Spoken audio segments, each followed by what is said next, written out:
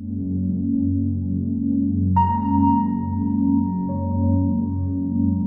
know, we live in a world today, and it really is depressing to think about it. We live in a world today where there are several 100 million people starving to death. They're starving to death right now. We live in a world where my guess is that between all the superpowers and the other nations of the world, close to $1 trillion are being spent every single year on weapons, on more and more nuclear bombs, on the most sophisticated nerve gases which can wipe people out and paralyze them. And yet, with all the brilliance and all the fine technology and all the robots and the great medical research that they do up there in the hospital and all the other hospitals, civilization hasn't advanced one bloody iota for the last thousands of years. I think all over this country today, there is a certain demoralization. And the demoralization is that some people believe that what goes on in the White House and what goes on in the Congress reflects the will of the American people. And by assembling here today as the Rainbow Coalition and as other groups from 46 states in America, what we are saying very loud and clear is that Ronald Reagan and his billionaire friends do not represent America, but we do. Working class kids who once had the dream that all Americans have, that if you do your homework and you do what you're supposed to do, maybe you'll go to college. That dream is gone. It's horrible. In some of the largest cities in America, 50% of the kids are not graduating high school. The cost of college education in this country is zooming up, so you have to be a wealthy person to send your kid to college. There was once a dream that my parents had and many people's parents had, that if you work hard and you go to school, you can get a college education. But what people like this gentleman do not know is, for example, that in Scandinavia, in Sweden, you've had socialist governments for decades, that in fact that country is probably in most respects more democratic than the United States. They have 80 or 90% of the people voting. They have strong labor unions. They have a more open media. They have a healthcare system guaranteeing healthcare to all of the people. Not to say that that's utopia, but to say in Canada, north of us, you have two provinces which have been governed by socialist-type governments. So to equate socialism with communism is simply ignorance, and I'm afraid that too much of that ignorance exists in our own country. More and more of my patients just can't afford to pay for health care, and I'm sure a lot of you are afraid that if someone in your family gets sick, you won't be able to pay the bill. This year, I'm voting for Bernie Sanders because he'll fight for a national health care system that works for everyone. Bernie Sanders, it's time for change, real change. But at a time when the wealthiest people of this country have seen a tremendous increase in their income, while at the same time the standard of living of working people and poor people has declined, I will be damned if I will vote for a proposal which will stick it to the middle class and the working people. How do we get to the root causes of crime? How do we stop crime, which is in fact a very, very serious problem in this country?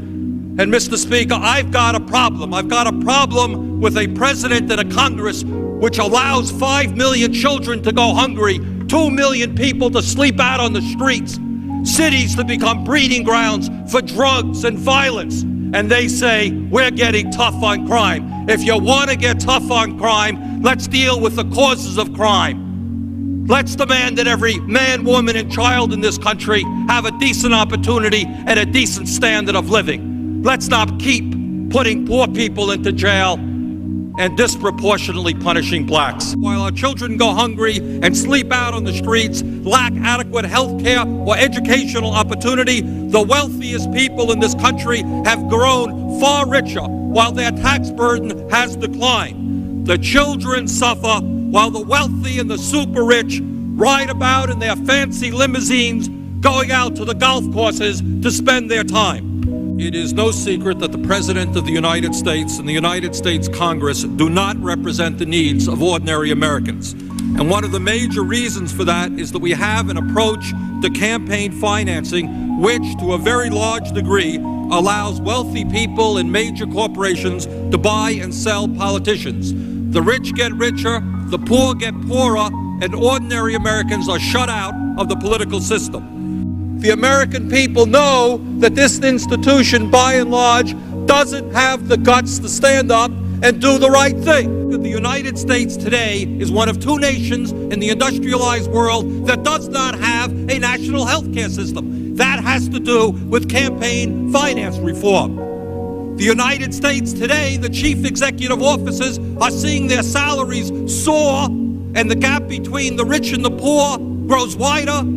10 million Americans are unemployed. That has to do with campaign finance reform. The system, by and large, is owned and controlled by big money interests, and the President of the United States and much of the Congress does the work of protecting the big corporations and the wealthy people who control the economic and political life of this nation. And what this whole debate is about is finally saying, let us limit the amount of money that can be spent on elections. Let us have a level playing field. That's what the debate is about. First point that I want to talk about that concerns me very much is my fear that this country, this great country, this democracy, is evolving into an oligarchy. And an oligarchy is a country in which a few people have tremendous wealth and tremendous power and exercise that wealth and that power over all of the people. Because all over this country, the American people are outraged by the misplaced priorities that we have seen in Washington over the last decade. We have seen a situation where we give huge tax breaks to the wealthy, and you have 2 million people sleeping out on the street. Billions of dollars into all kinds of obsolete weapon systems, and you have 5 million children who are hungry. We have all seen the dramatic press conferences on the need for a line item veto, for a balanced budget amendment to the Constitution, and for other magical formulas for dealing with the deficit crisis. Well, today we're not dealing with magical formulae, we're dealing with concrete reality. It is time, frankly, to put up or to shut up. Let us give hope to people in America today who have lost hope. Let us provide jobs for the jobless, housing for the homeless, food for the hungry. Workers in the United States today are working longer hours, significantly longer hours, taking less vacation time than they used to take. And is there any wonder why so many millions of Americans feel stressed out? They need to work longer hours, they need to work overtime in order to compensate for the real decline in their wages. How can we spend hour after hour debating a $5 million appropriation, but not have any debate, not have any votes, when we are talking about putting at risk $20 billion of taxpayer money? All that I'm saying is that if you're going to tell low-income senior citizens in the state of Vermont, where the weather gets 30 below zero, that we can't help them pay their fuel bills, I think you have a deep moral obligation to make sure that not 1 cent of taxpayers' money goes to subsidize wealthy corporations who can take care of their own needs. When we talk about welfare, let's talk about welfare for the rich and the powerful. Now, we start off from a proposition that the wealthiest 1% of the population in this country owns more wealth than the bottom 90%. So if we're going to talk, I guess it's not interesting, Mr. Chairman.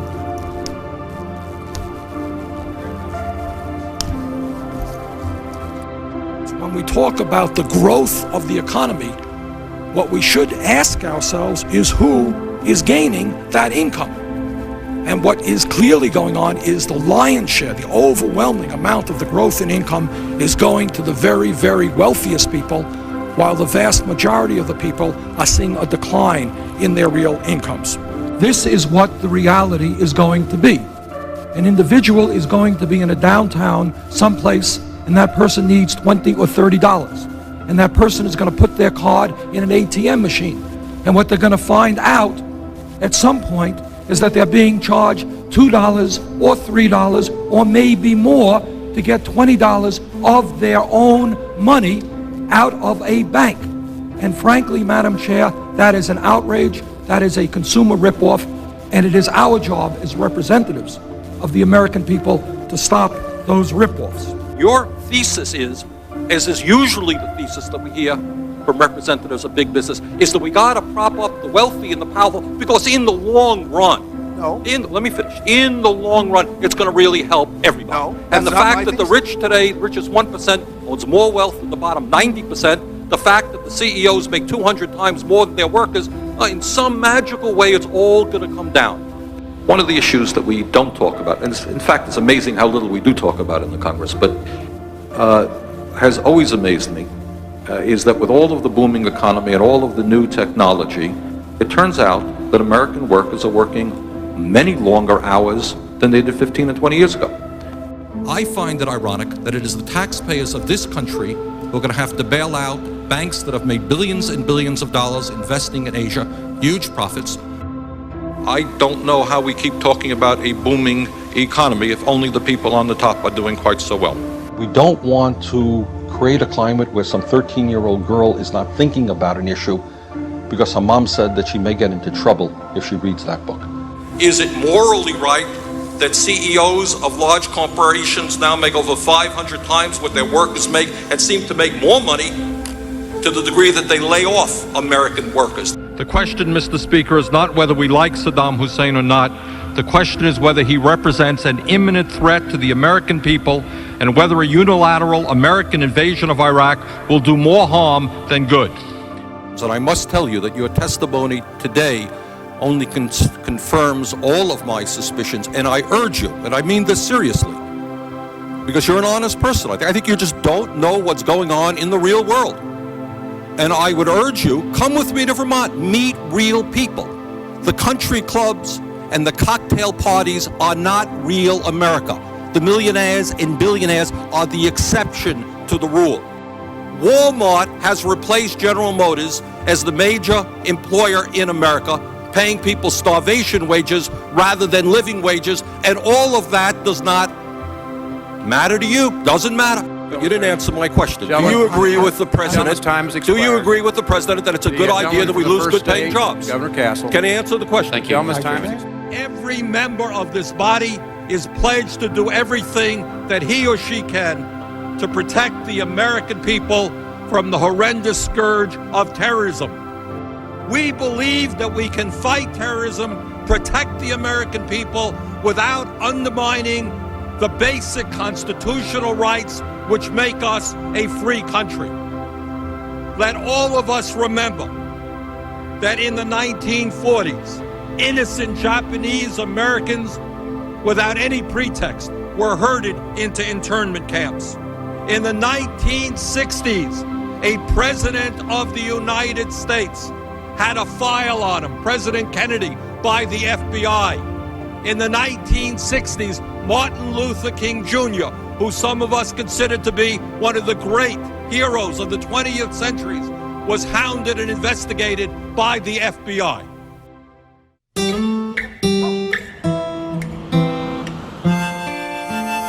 The small family farmer is the backbone of the community. From coast to coast, people know about the plight of the family farm. That's what I'm here to do, is support Bernie Sanders and everything that he has done and will do for America, Vermont, the small family farmer. Keep Bernie in there, it's going to be better. I'm Bernie Sanders, and I approve this message. And Mr. Gates, let me add my voice to those of the other senators here in applauding you, not just for the huge amount of money that you have provided all kinds of groups, but the innovative quality of your foundation that you and your wife had, and not just in the United States, but all over the world. You've done an extraordinary job, and I applaud you. They understand that our trade policies are failing when they note that our trade deficit is huge and growing larger every single year. And it seems to me, Madam President, that before we go forward again in pursuit of a failing trade agenda, we might want to sit back, take a moratorium, understand why our trade policies are failing, and then put together trade agreements that work for the working people and the middle class of this country rather than just the CEOs of large multinational corporations.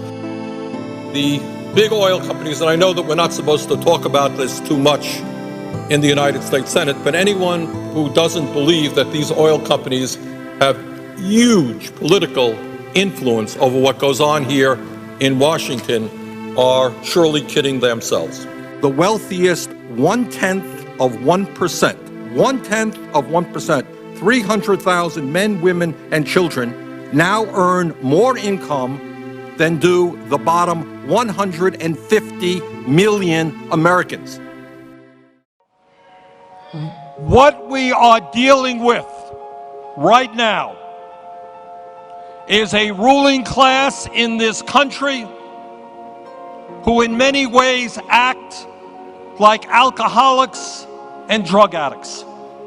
They cannot get enough, no matter how many children live in poverty, no matter how high the unemployment numbers are.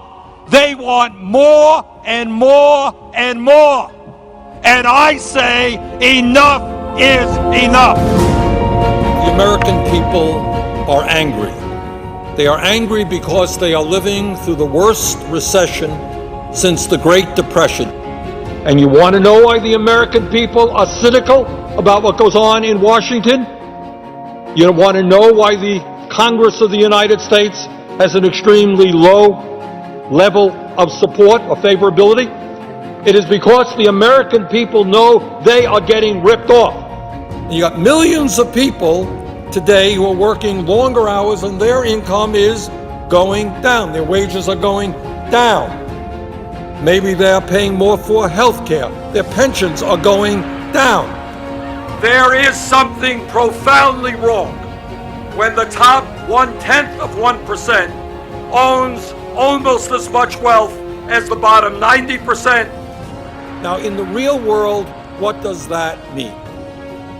It means that billionaires, people who are worth $20 billion, in the case of the Koch brothers, $80 billion, if we moved in that direction and ended all limitations on campaign spending, they could sit in a room, and Madam President, you come from a state of Wisconsin, a moderate-sized state, they could write a check out for $50 million or $100 million, and it would not matter at all. And we know now that government by organized money is just as dangerous as government by organized mob. This grotesque level of inequality is immoral, it is bad economics, it is unsustainable. This type of rigged economy is not what America is supposed to be about. This has got to change.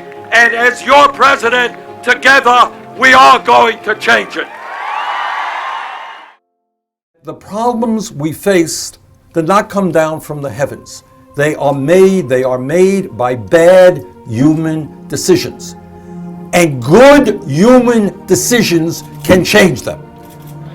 Despair, one of the problems that we have got to deal with right now, and I think Jim was referring to this, is all over this country. You got a lot of bright, decent, good people, and they're saying, you know what? Situation is hopeless. You can't beat the Koch brothers, you can't beat the billionaires, you can't win, I'm giving up. That is exactly what they want us to believe. And I beg of you, do not enter that world of despair.